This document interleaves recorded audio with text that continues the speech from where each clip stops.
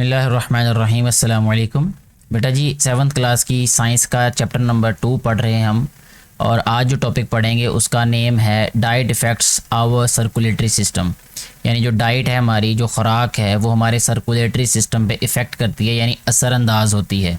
इस वीडियो को मज़ीद आगे बढ़ाने से पहले अगर आपने अभी तक ये चैनल सब्सक्राइब नहीं किया तो चैनल को काइंडली सब्सक्राइब कर लें और वीडियो को शेयर ज़रूर कर दिया करें, ताकि ज़्यादा से ज़्यादा बेटे और बेटियों तक ये वीडियो पहुंच सके और उनको भी इससे फ़ायदा हो सके, जो कि इस वीडियो को बनाने का बुनियादी मकसद है।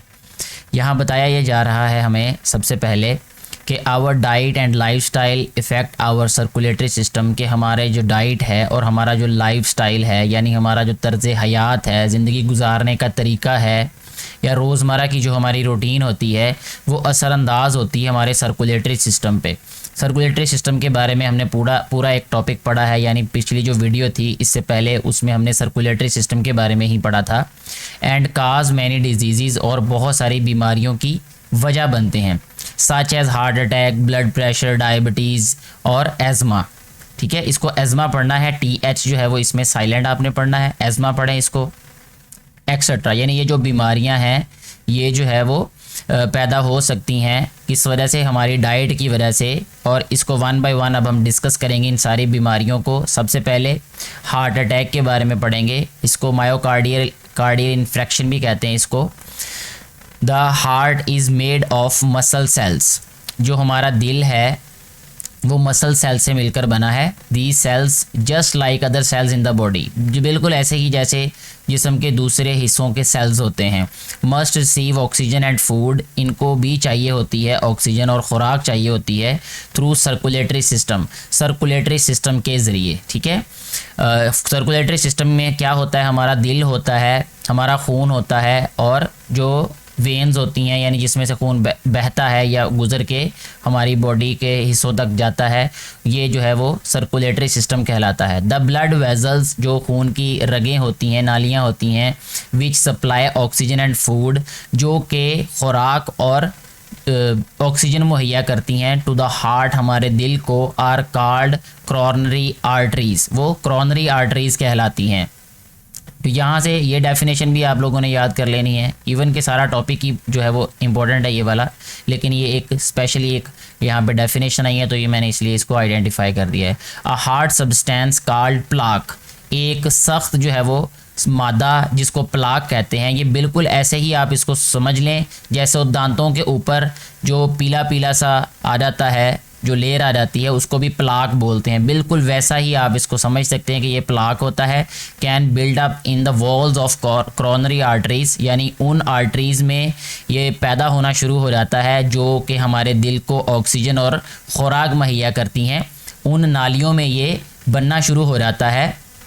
This plaque is made of fat, अब ये बनता किस तरह से, ये फ़ैट से बनता है। फ़ैट मतलब चिकनाई वाली चीज़ें जो होती हैं, एंड अदर सेल्स, और दूसरे सेल से। द कॉरोनरी आर्टरीज़ में बिकम नैरो, जो कॉरोनरी आर्टरीज़ हैं वो पतली हो जाती हैं, यानी उनका यकीनी तौर पे जो रास्ता है खून के गुज़रने का, ऑक्सीजन के गुज़रने का, या आप कहें कि खुराक के गुज़रने का, वो बड़ा नैरो हो जाता है, वो बारीक हो जाता है। समटाइम्स अ ब्लड क्लॉट, बाज़ दफ़ा ऐसा होता है कि खून का एक लोथड़ा फॉर्म्स ऑन द प्लाक, वो प्लाक पे बन जाता है, एंड ब्लॉक्स कॉरोनरी आर्टरीज़, वो कॉरोनरी आर्टरीज़ को बंद कर देता है, ब्लॉक कर देता है, रोक देता है। ड्यू टू दिस, इस वजह से the blood can not reach a part of heart, जो खून है वो दिल के किसी हिस्से तक नहीं पहुंच पाता। यानी डेफिनेटली पूरे दिल को जो है वो खून चाहिए होता है, तो वो किसी न किसी हिस्से तक जो है वो ब्लॉकेज की वजह से नहीं पहुंच पाता। This part of the heart begins to die, ये वाला जो हिस्सा होता है जहां पर खून नहीं पहुंच पाता वो मरना शुरू हो जाता है। Due to lack of oxygen and food, क्योंकि वो जो रुकावट होती है, ब्लॉकेज होती है, उस वजह से वहाँ तक ना ऑक्सीजन पहुँच पाती है और ना ही फूड पहुँच पाता है। और क्योंकि ये इसलिए नहीं पहुंच पाता क्योंकि वहाँ पे ब्लड सर्कुलेशन रुक जाती है, और ब्लड ही जो है वो आप कह सकते हैं कि कैरियर होता है ऑक्सीजन और ब्लड का। The death of a part of heart is called a heart attack और मायोकार्डियल इन्फेक्शन। ये जो डेथ होती है या मर जाना किस चीज़ का, of a part of heart, दिल के किसी हिस्से का, किसी हिस्से की जो मौत होती है वो क्या कहलाती है, हार्ट अटैक कहलाती है, या उसको मायोकार्डियल इन्फेक्शन कहते हैं।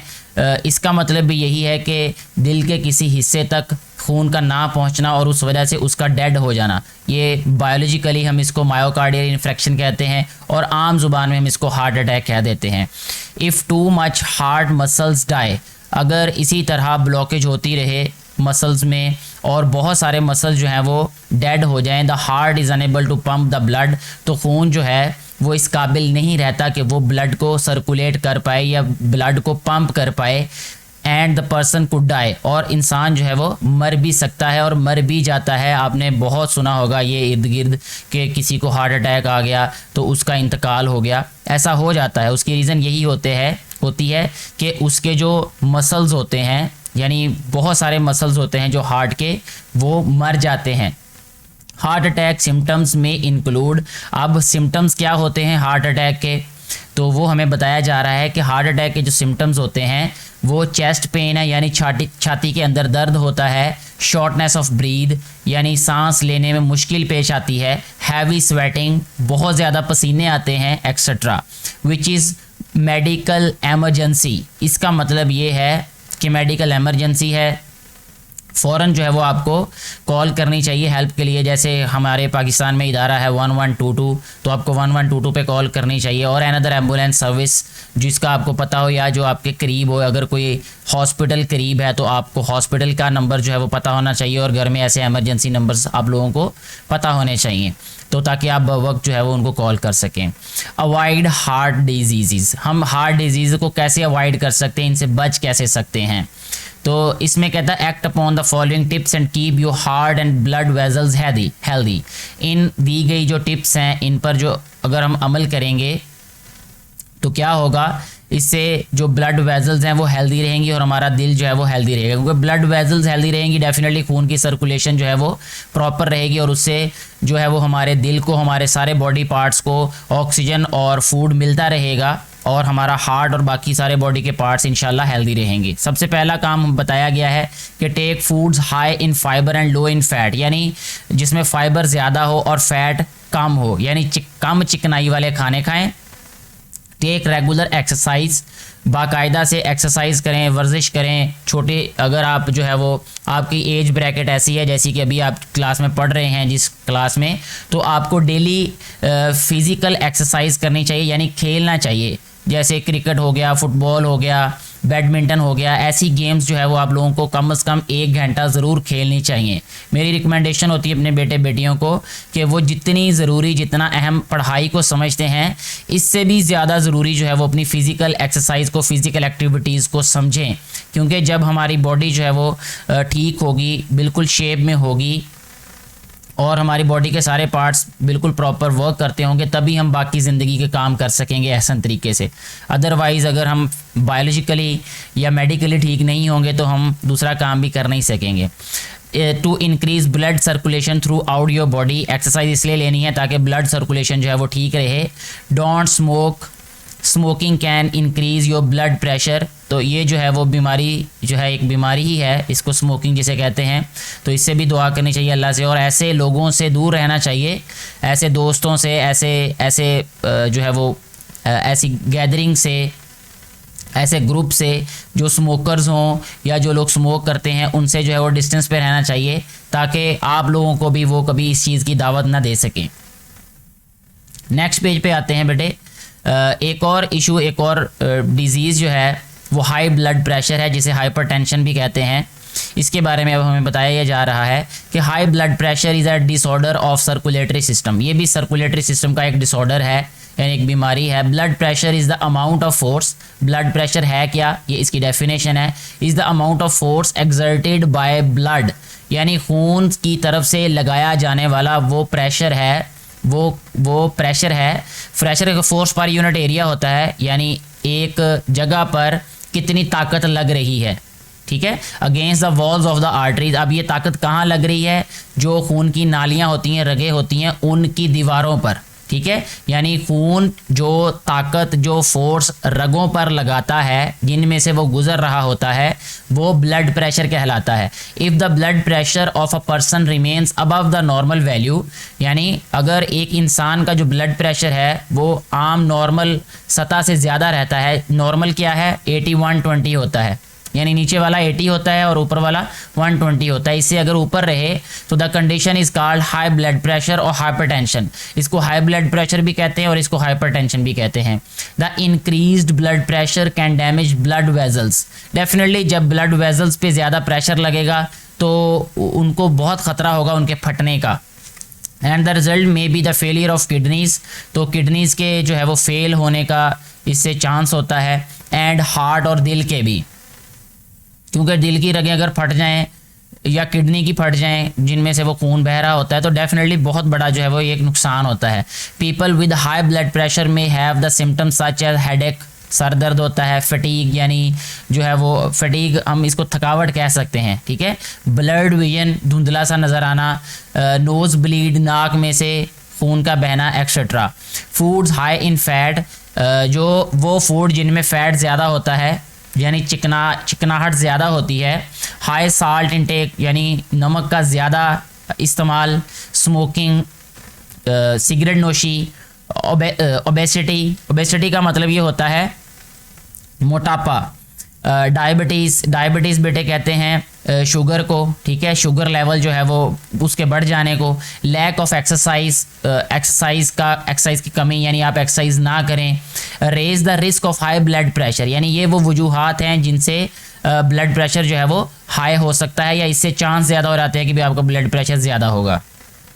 एक इन्फॉर्मेशन हमें दी गई है यहाँ पे कि smoking can cause heart disease, जो सिगरेट नोशी है वो हार्ट डिजीज़ की वजह बन सकती है। It has been found that, इस बात का जो है वो पता चलाया गया है या पता चला है कि a person who smokes is more likely to have heart problems. एक वो इंसान जो कि स्मोकिंग करता है, सिगरेट नोशी करता है, उसको हार्ट के प्रॉब्लम, दिल के मसाइल होने के ज़्यादा चांसेस होते हैं than someone who does not smoke, उस इंसान की निस्बत जो कि स्मोक नहीं करता।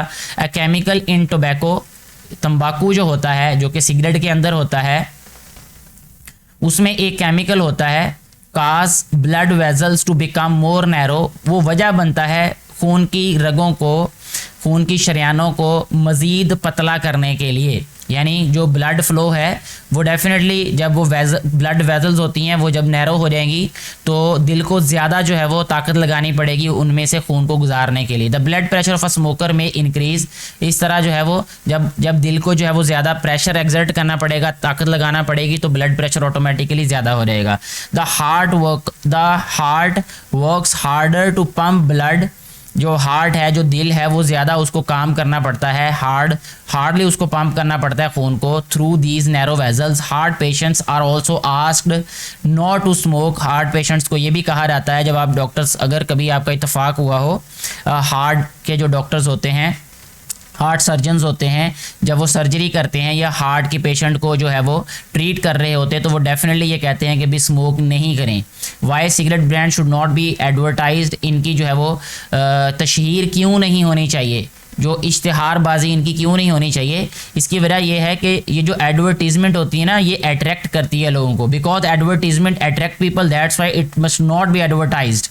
जो एडवर्टीज़मेंट है ये लोगों को अट्रैक्ट करती है, लोगों की ये जो जहन साजी की वजह बनती है, ठीक है, ये लोगों का दिमाग जो है वो इस तरफ जो है वो लेके आती है कि भाई इस चीज़ की ज़्यादा तशहीर हो रही है, वो कोई ना कोई अच्छी चीज़ ही होगी, तो लोग जो है वो उसकी तरफ ज़्यादा अट्रैक्ट होते हैं, that's why it must not be advertised.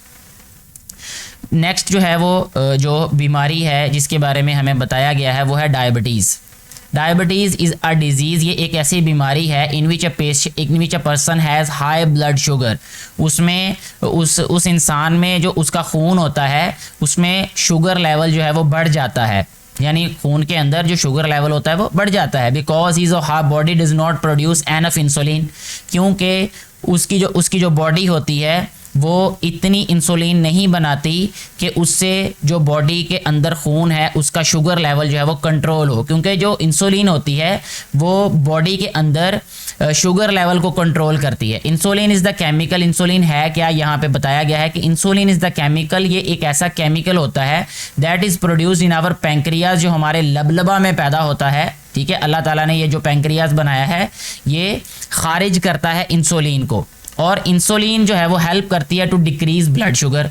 ठीक है, जो इंसुलिन जो होती है वो क्या करती है, मदद देती है ब्लड शुगर को कम करने में। और अगर पैंक्रियाज में उतनी इंसुलिन ना प्रोड्यूस हो रही हो जितनी कि रिक्वायर्ड होती है, तो उससे फिर क्या होता है, ये होता है कि हमारे जो खून के अंदर शुगर लेवल होता है वो बढ़ना शुरू कर देता है, और उसी को फिर क्या कहते हैं कि भाई इसको डायबिटीज़ हो गई है।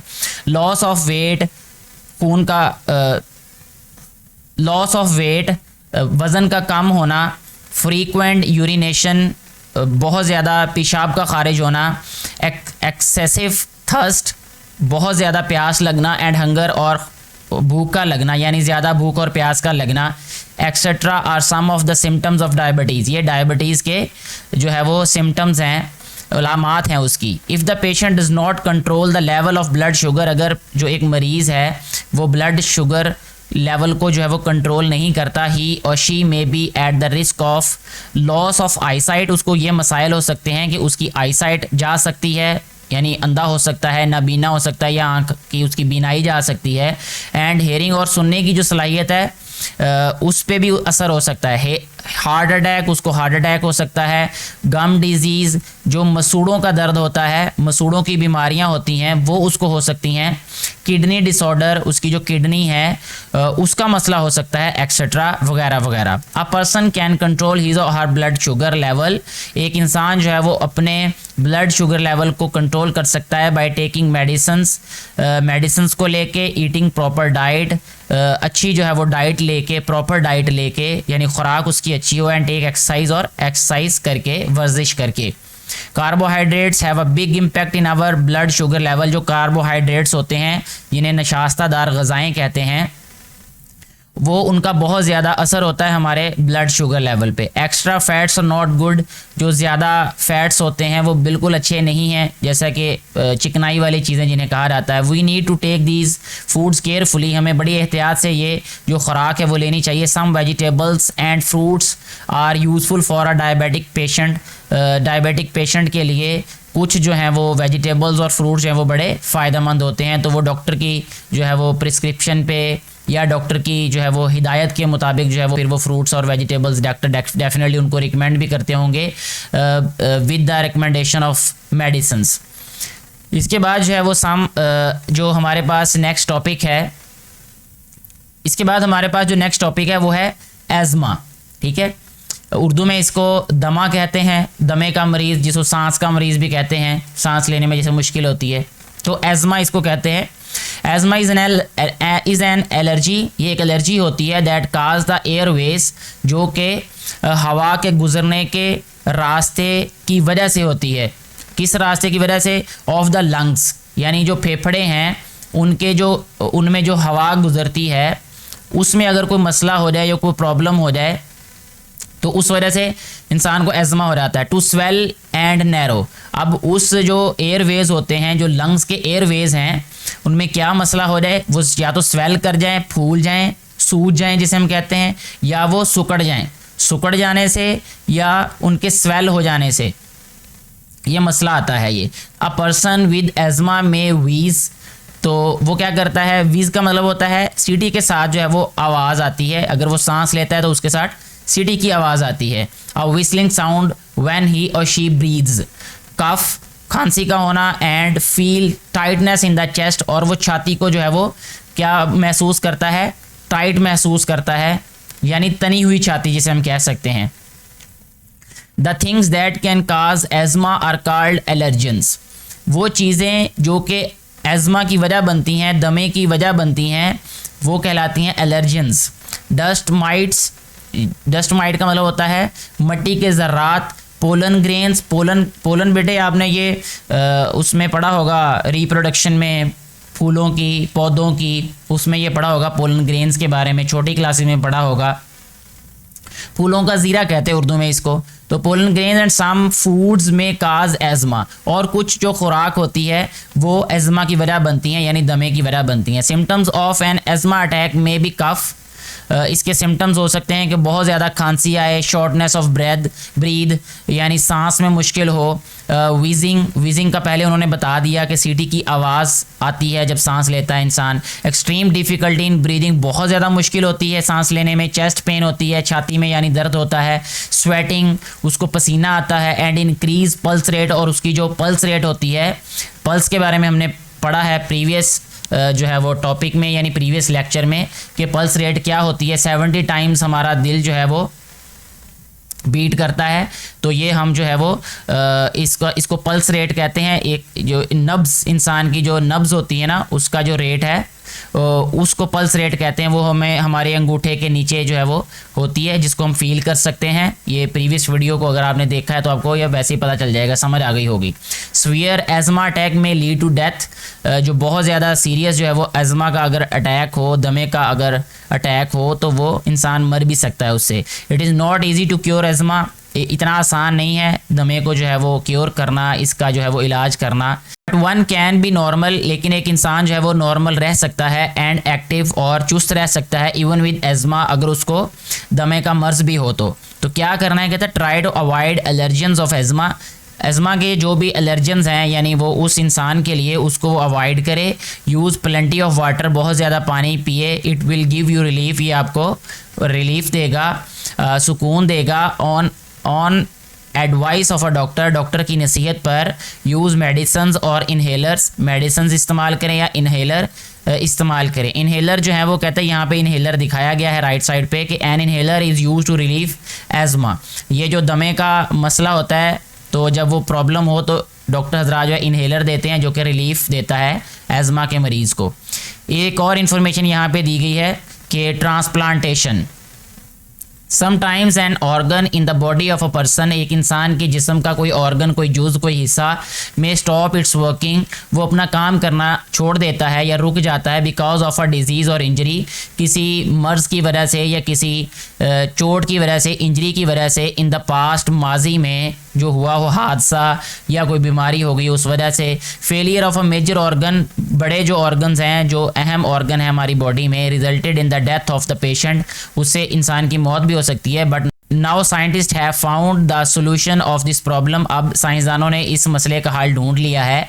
एन ऑर्गन ट्रांसप्लांट, एक ऑर्गन का जो ट्रांसप्लांट होता है, बदल देना, रिप्लेसिस अ फेलिंग ऑर्गन, यानी एक ऑर्गन जो है वो अगर ख़राब हो रहा है या काम करना छोड़ रहा है तो उसको रिप्लेस कर दिया जाता है, ट्रांसप्लांट कर दिया जाता है विद अ हेल्दी ऑर्गन, एक तंदुरुस्त ऑर्गन के साथ।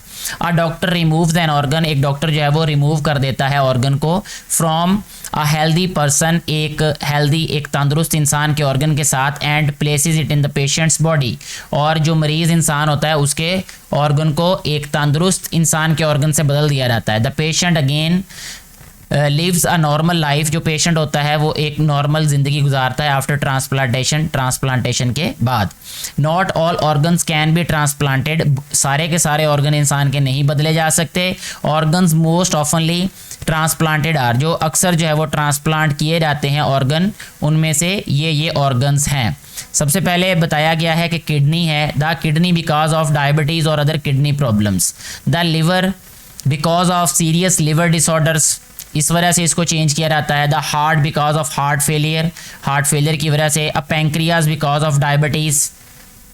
The lung because of serious respiratory disorder. तो ये जो ऑर्गन्स हैं ये ज़्यादा तौर पे बदले जाते हैं, यानी आमतौर पे यही बदले जाते हैं अक्सर लोगों में।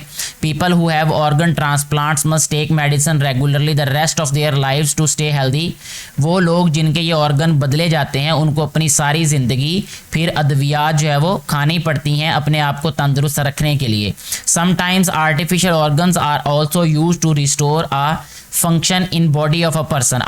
बाज़ दफ़ा ऐसा भी होता है कि आर्टिफिशियल यानी मसनूई ऑर्गन, मसनूई आज़ा जो होते हैं वो इस्तेमाल किए जाते हैं एक काम के लिए, एक फंक्शन के लिए, जो कि किसी भी इंसान की बॉडी में कोई उसका जो ओरिजिनल ऑर्गन है वो नहीं कर रहा होता। An artificial organ is a man made device, जो एक मसनूई ऑर्गन, मसनूई जुज़ होता है, आज़ा होते हैं, वो इंसान की बनाई हुई डिवाइसेस होती हैं, मशीन कह सकते होती है, that replaces a missing natural organ, जो कि एक कुदरती ऑर्गन को रिप्लेस कर दिया जाता है उससे। आर्टिफिशियल लेग्स हो गई, आर्म्स हो गए, बोन्स हो गई, आर्टरीज हो गई, आईज हो गई, टीथ हो गए, and ears are common to transplant nowadays, यानी हम आज के वक्त में, आज के दिनों में ये इनका आम है बदलना।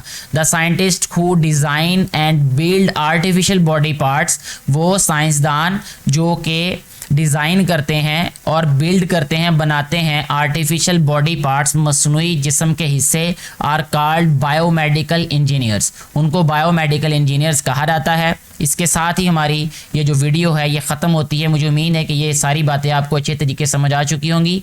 किसी भी कन्फ्यूजन की सूरत में आप नीचे कमेंट करके अपनी कन्फ्यूजन को दूर कर सकते हैं। मैं कोशिश करूँगा कि एज सून एज पॉसिबल आपको रिप्लाई दिया जा सके। Thank you very much.